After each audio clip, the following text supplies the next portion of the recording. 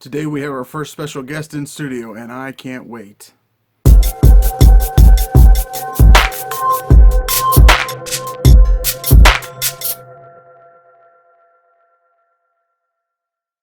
Welcome back, everyone, to the Dialogue with Richard Howk. I'm Richard Howk, and today with me I've got author J.C. Crumpton. And I'm glad to have you here, J.C. He's got in publication right now 19 poems, 7 short stories, and his debut novel, Silence in the Garden, comes out next April. So we're really glad to have you here. Thank you for having me. Yeah. Well, JC, let's jump right into it. You've been featured in the last couple issues of Saddleback Dispatches from Ogma Creative Media. Tell us a little bit about that. It's a revenge story. A publisher came to me and asked me if I wanted to do a Western, and I never had, but I decided, well, certainly, I can do that. Yeah. And my wife lives up her family lives up in Kansas, and we always drive through Baxter Springs on the way to go see her. And I knew a little bit about the Baxter Springs history, and so I decided to set the story as it starts there. And what's the name of the story? It is Field of Strong Men. It's about some property arguments. Two business partners, one wanted to sell to the railroad, and the other did not. Okay. And Baxter Springs was actually the first cow town in Kansas, and then as the railroad progressed into Kansas, it went further out west. Dodge City and Wichita. Right. So that's cool. 3 brothers in the story. My father is killed at the beginning. It starts out at a funeral. So there's no. That's the Old West for you. A lot of death. Is that story available in just the magazine, or can we get that any other way? You can get it on Amazon.com and for Nook and for your app at the App Store. Also attached to the story of Field of Strong Men is a bonus story that I wrote about Jack and Jill, and it's not a Western. It's more of a thriller. It takes place in New York City. There's some terrorism involved, and it's really an exercise in the development of a relationship between 2 characters that are just learning each other and just filling each other out. And do you have some other stuff out there that we could get a hold of too? Yes, I have. There's a story in an anthology that's available on Amazon.com. It's 9 Tales of the World's End, and I have a story in there called Triple Osmosis Filtration System Like New. Kind of a wordy title, but it's about a man who had been stockpiling. He's a prepper. The world's going to end, so he's got a 3-level shelter. He's got hydroponics. He's got the whole. It's all rigged up. But he decides that the apocalypse isn't coming, so I'm just going to have a garage sale. And so he has a garage sale, and then something happens at the end of the garage sale. Yeah. So that's a brilliant story. It's one of my favorites that you've ever done. You also have some poetry coming out later this month. Is that right? Yes. In the 4th issue of Violet Windows coming out, and is available online. I have 3 poems that are going to appear in there. Okay. They're more on the dark side. Yeah, that's typical J.C. Crumpton fare. He writes dark. My son once he saw that I was sad one day, and he goes, Daddy, I'm sorry that you're sad, but your poetry's going to be awesome. And you have some poems that are already out that we can get hold of? I have about 19 poems out. Total, both in printed and in online journals. Should we just Google J.C. Crumpton? But no, if you Google just J.C. Crumpton, there's also an elementary school in California. Really? So did they name it after you?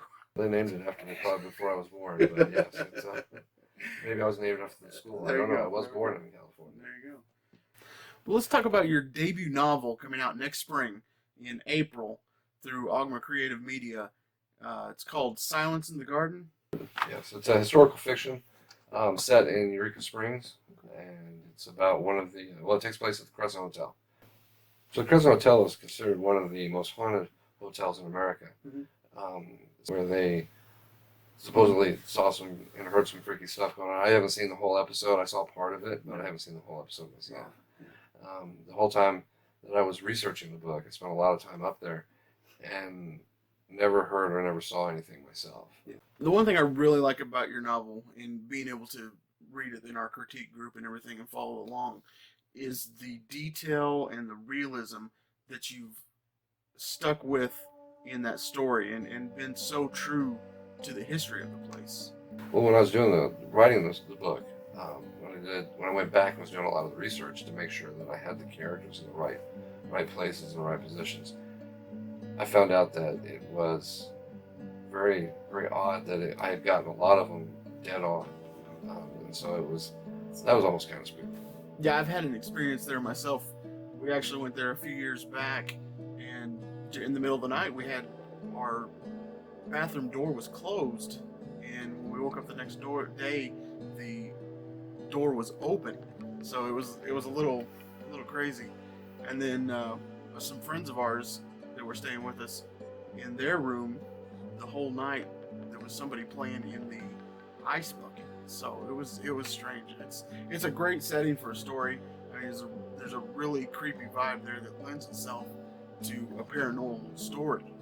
In that paranormal part of it, the events in the story in the book are the events that create one of the ghosts. But I've added some more paranormal elements to it and made it even darker and spookier because it's a battle between heaven and hell that takes place.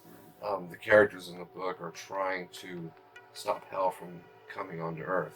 Well, most of the characters are. Yeah.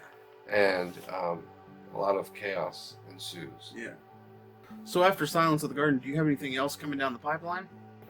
Well, I have two things coming out from Pro Se. I have two anthologies.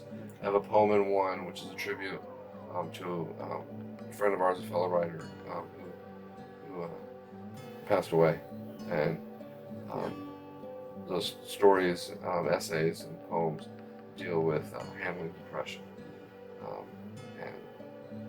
And the other story is a science fiction anthology, moon base stories. So everything takes place on the moon base. Yeah. And my story deals with Yeah. I got to know the bartender at Dr. Baker's Lounge up on the top floor when I was writing the story. We'd sit there in the bar and I'd just write the story, the first draft there. And she said she had seen and heard some stuff. And one of the things that she had seen was a gentleman in a top hat and a cane. And I never got to see him, and he does make an appearance in all of it. That's cool. That's cool. Got to go into the Pro Se does new pulp, and so I got to do kind of the Buck Rogers science fiction adventure story. Right.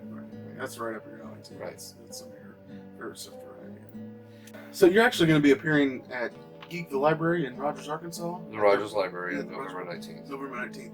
I'm actually going to be there as well, so it'll be fun when you get to see both of us. It's the library's big event for the whole year. I mean, they have several groups coming. It's something that we're really proud to be a part of, and we thank the library for letting us come. But I think that's all I got for the day. JC, thank you so much for coming. We really appreciate it. Thank you for having me. Appreciate it. Appreciate you coming in. So we'll wrap it up, and so that's where we're going to end the show tonight. I hope you enjoy getting to meet JC Crumpton. He's one of my best friends, my writing confidant, and just an all-around great guy.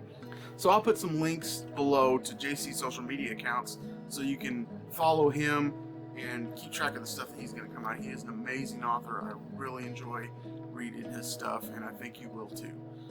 But until next time, thank you for watching the dialogue, and we'll see you then. Bye.